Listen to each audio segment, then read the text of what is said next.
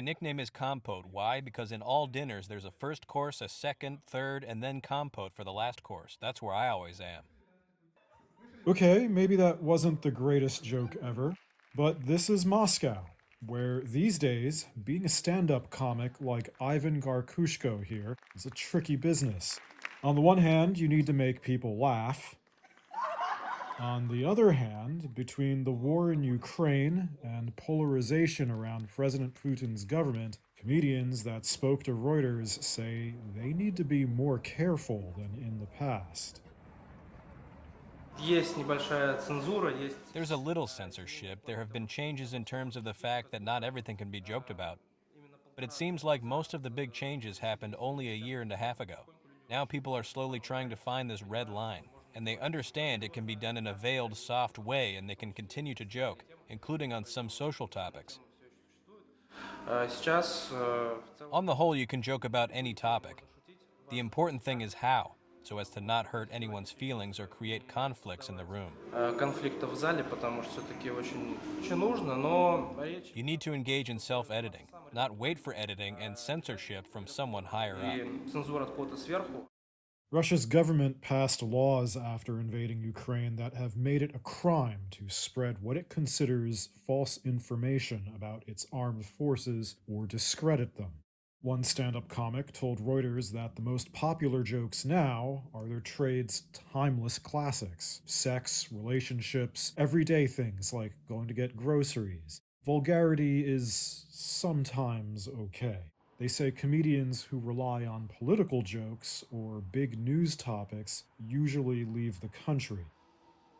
And that's exactly what Ilya Ovechkin and Ariana Loleva did. This is Tbilisi in Georgia. I'm amazed by those who are anti abortion. They always use, bless you.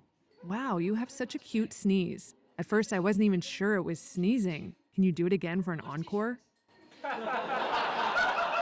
Strange question, I know. That's why people avoid me. Нельзя было делать. I've unleashed myself.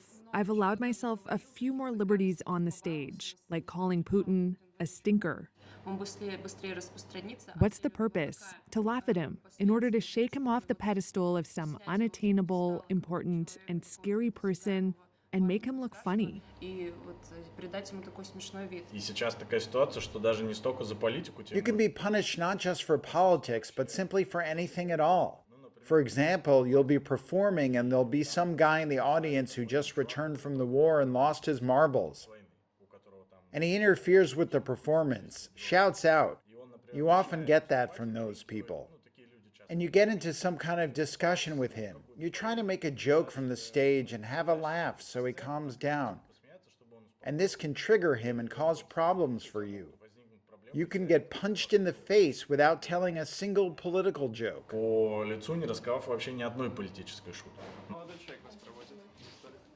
Many Russians have left for Georgia since the start of the war. Luleva was fined in Russia last year for discrediting the army in a social media post.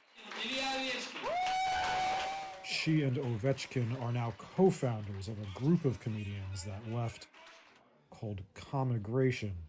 She says any joke about Putin boosts laughs by about 70%.